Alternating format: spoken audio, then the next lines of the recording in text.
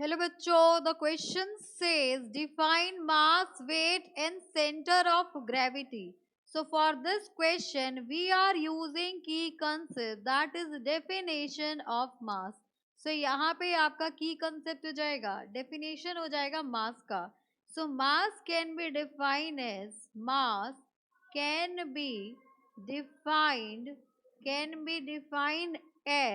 the amount of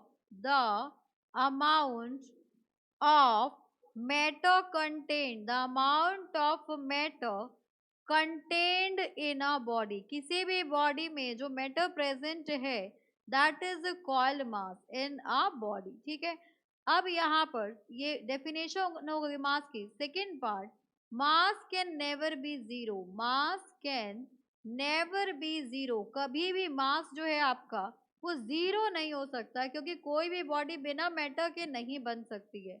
अगर यहाँ पर थर्ड पॉइंट की बात करें, so SI unit of mass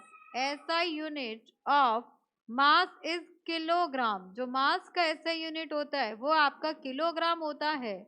and mass is given by force upon acceleration. ठीक है, तो ना तो कभी फोर्स जीरो होगा, ना ही एक्सेलरेशन आपका जीरो होगा. अब यहाँ पर देखो, वेट की बात करते हैं. नेक्स्ट हो गया आपके पास वेट. सो वेट क्या हो जाएगा आपके पास? वेट की डेफिनेशन हो जाएगी यहाँ पर कि वेट इज डिफाइंड एज, ये हो गया आपके पास, इट इज द फोर्स. ये आपका एक फोर्स होता है. Weight is a force due to gravity. ये आपका ऐसा फोर्स है जो कि ग्रेविटी की वजह से लगता है. Acting on a body. किसी बॉडी पे ग्रेविटी की वजह से जो फोर्स लगे दैट इज कॉल्ड वेट. अब यहाँ पर इसका एसआई यूनिट क्या होता है? So SI unit of weight is, यहाँ पर हो जाएगा आपके पास न्यूटन. ये आपका न्यूटन होता है, newton. Because we know that weight is equals to m into g, जो फोर्स का फॉर्मूला है, इसीलिए इसका ऐसा यूनिट न्यूटन होता है. एंड यहाँ पर जो आपके पास ये जीरो हो सकता है. ये आपका क्या होता है?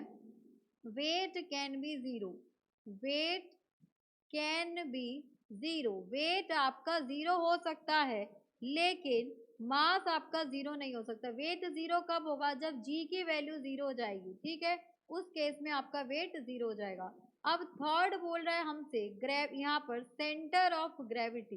कि सेंटर ऑफ ग्रेविटी डिफाइन कीजिए. सो सेंटर ऑफ ग्रेविटी ऐसा पॉइंट होता है जहां पे पूरी बॉडी का मास कंसंट्रेटेड होता है. So it is a point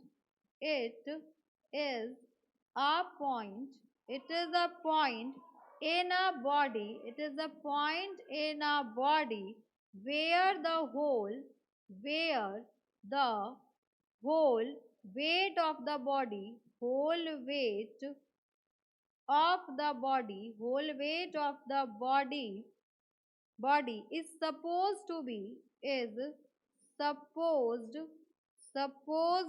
be concentrated. यानी कि ऐसा माना जाता है कि पूरी बॉडी का जो मास होगा वो यहाँ पर आपका इकट्ठा होगा. लाइक अगर मैं एक बॉल की बात करूं, एक सॉलिड बॉल है, तो इसका सेंटर ऑफ ग्रेविटी ये हो जाएगा. इसका सेंटर ऑफ ग्रेविटी जो है वो ये वाला पॉइंट हो जाएगा.